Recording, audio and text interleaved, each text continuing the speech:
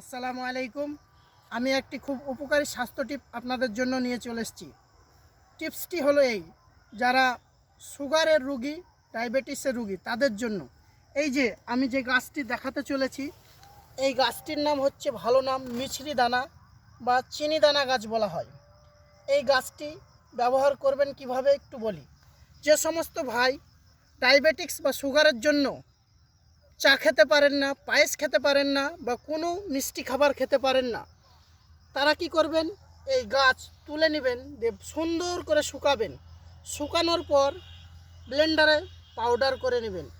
Powder করে নেওয়ার পর যখন চা খেতে যাবেন তখন 1 চামচ বা 2 চামচ চায় আপনি দিয়ে দেন চিনির পরিবর্তে। পায়েসের পরিবর্তে আপনি দিয়ে দেন আপনার সাধ্যমতো যতটা পায়েস খাবেন ততটা অনুযায়ী, বা যে কোনো মিষ্টি খাবার খাবেন দিয়ে দেবেন। তাহলে আপনার সুগার থেকে পরিত্রাণ পাবেন এবং সুগার বৃদ্ধি পাবে না।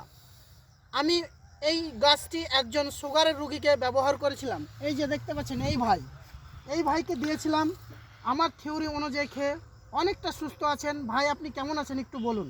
এই গাছ ব্যবহার ফলে বেশ আমি এখন আরাম আছি। সুগার অনেক কন্ট্রোলে আছে।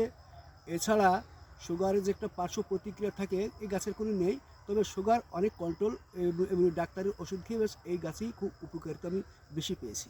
এবার আমি বলি, এই যে গাছটা দেখলেন, আবারও গাছটা একবার দেখাই আপনাদেরকে খুব কাছ থেকে।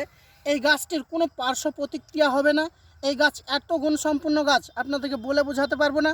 টিপসটি যদি ভালো লাগে আমার পেজটি বেশি বেশি ফলো করুন এবং এই রকম ভালো ভিডিও তৈরি করার জন্য আমাকে উৎসাহ দান করুন। আসসালামু আলাইকুম।